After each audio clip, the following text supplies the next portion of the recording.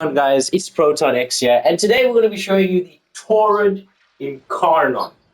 Now, this thing does not belong in Warframe. I don't care what you say.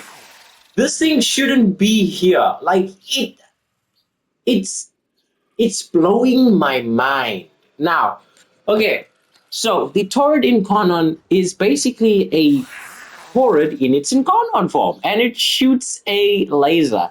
And in this video, I'm going to be showing how you can get your Torid Incarnon to be something out of this world, and it'll look like this by the time you're finished with it.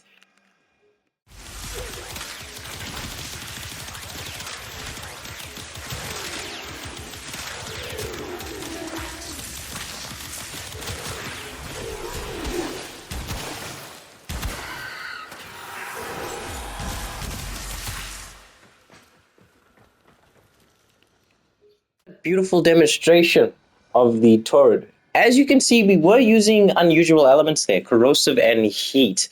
Now, you would mainly get people that would be using viral slash hunter munitions, radiation, toxin.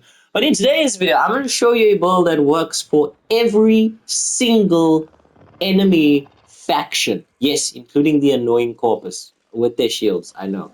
Now, most people do go for viral heat, but I will explain the builds now. But for now, let's get into demonstration of the Torid. The Torid has two modes. That's if you possess its Incarnon mode. Now, the first fire method of the Torid is basically an area of effect. Now, if you shoot the Torid, you will see it begins to charge up its Incarnon form, and you do not need headshots, but it will also have a AoE effect to enemies around or in the range of it. As you can see, that AoE effect will also emit damage as well as proc status effects, and its main status effect at base is Toxin. Now, with the Incarnon form, once you charge it up, you do not need headshots to do this. The Torid will go in its Incarnon form, very beautiful looking with its like golden things there. And if you shoot it, it will emit a laser that tracks up to 1, 2, 3, 4, 5, I believe. Yes, 5 enemies. Actually, that is 6, because there's also one in front of that guy right over there that you can see right there is also getting hit. Now, it's basically essentially a laser beam that will also do damage, but this is not the furthest it goes, obviously, because, I mean, who wants to do this much damage? This is damn terrible damage. Okay, but that being said, let's get straight into the build and how you can make this immaculate. So here we are at the arsenal in the simulacrum. Now, for your Incarnon choices, your evolutions, evolution 1 obviously doesn't matter because we all know what that does. It basically just enables it to get that fire long range toxin beam. But evolution 2, we will be running Plentiful Mayhem, which is increase base damage by 31. Multi-shot consumes ammo directly from capacity, meaning that your reserve ammo, so you get like your 6, Torid bullets, it'll take ammo from the reserve chamber of the gun, and that will also the multi-shot will take that basically. And from capacity, and does plus 60% damage. Okay, I just take it. Projectile speed, but for your evolution 3, your choices are increase base magazine capacity by 9 and reload from empty, lingering damage field duration doubles on your first shot. And also for your evolution 2, it's just a lesser version of this one, but we're going to be going with the Plentiful Mayhem. For your evolution 4, we will be evening things out here. Now, what do I mean by this? Now, you have a choice to pick between increased base critical damage by 20%. No, critical chance by 20%. And Survivor's Edge, increase base critical chance by 15%. And you also increase your base status chance by 15%. Now, we're all going to go with Survivor's Edge here for that critical chance and that status chance, but it's going to make sense why. Elemental balance is for really if you have multiple elements and you want to proc it all at the same time. It will take your Torid up to 100% status chance. Now, not base stats, but as you mod it, you'll notice that it will go above 100% status chance, and I will show you how it works now. Now, for the Torid itself, we will be rocking heat and corrosive. Now, bear with me here before I explain the mods. How on earth did I get heat and corrosive? Well, the Torid works very weirdly with its elements, as does every other single gun wall frame. Now, what do I mean by this? Now, if you mistakenly place heat at the top, you will get electricity and gas, which is good for infested and some corpus, but that's not the build we want here. Now, if you mix, to not confuse people, you want to keep your Stormbringer at the top, and you want to keep your Hellfire at the bottom, and you want to keep it your Magnet Force like this, because if you switch it around, you're going to get different elements, and it's really just going to confuse the heck out of you, and so on and so on. So we will be rocking heat and corrosive. Now, I know that my critical multiplier is low, and some people are like, oh, dude, this guy's critical multiplier is ×2. Are you serious? Right. But here's where the interesting part comes in. We're running Galvanized Chamber, Serration, Stormbringer, Galvanized Aptitude, and Galvanized Scope, Hellfire, Magnet Force, and Critical Delay. Now, Primary Merciless.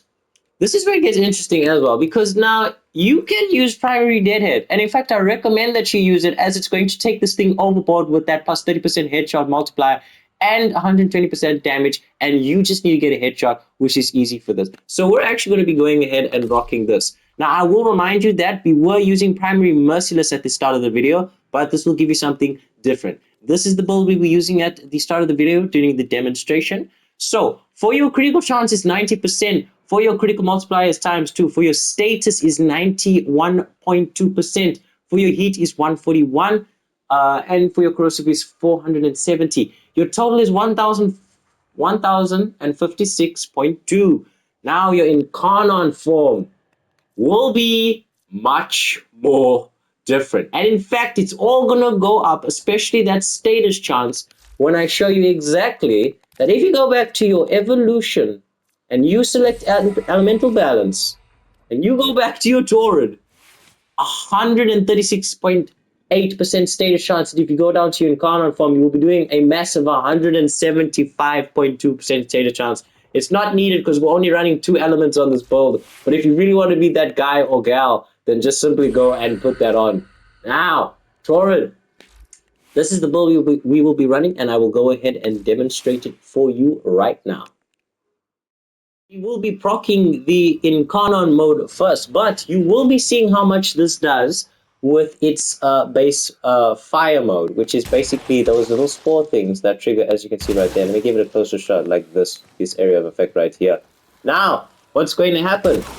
You'll notice that, never mind, that's my Kavad coming into action. The charm's about to wear off now. There we go.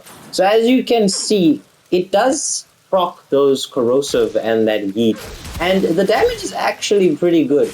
But as soon as we switch on its Incarnate form and we give it a whirl, it'll take not long before every single enemy is dealt with. Notice how I do not have a Riven here. You do not need a Riven for this weapon. And in fact, a Riven is very kind of expensive. No, they are expensive, as they cost 1,000 platinum. But this build will help you out. As you can see there, with all of those stats being proc, look at how much damage. I say that this is better than the viral slash, because you got that heat, you got that armor strip, you got that damage, you got that multi-shot. You just have it all. And you do not need a Riven, as you will be proccing those red crits and those orange crits as much as possible. Go ahead and spawn those in again for the viewers that, you know, like to see that red crit stuff. Yeah. So there you go.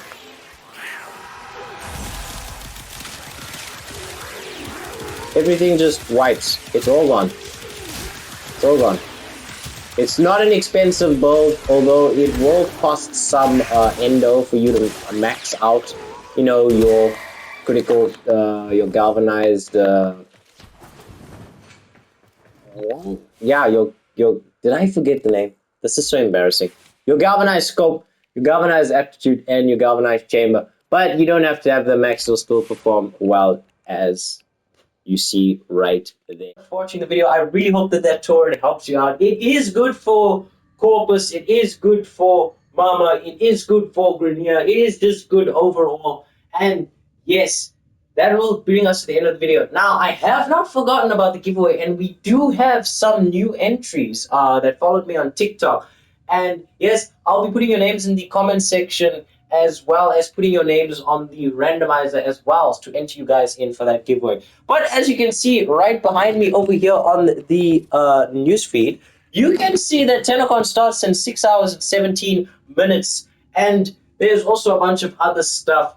The Ember Heirloom does say starts in 17 days for some odd reason, but it is the 20th of July. So I'm guessing that's today. I don't know, kind of weird. Maybe it's already here. Who knows? Who knows? Maybe that's how long last.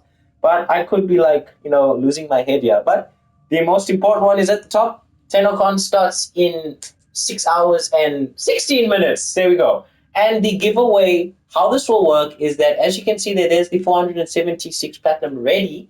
The Ember Heirloom skin does cost 475 platinum if you pick that or the Glaive Prime. And yes, the giveaway will be hosted 1 to 2 days after the relay has been released. I will be streaming on Twitch for you guys to come check out who the winner is, and I will post it there. Now, guys, do not be upset if you do not win. I will be hosting other giveaways such as Rivens. If there's a Riven I don't want, I'll just give it to you. Rivens, some other stuff, some Prime Warframes, and yeah.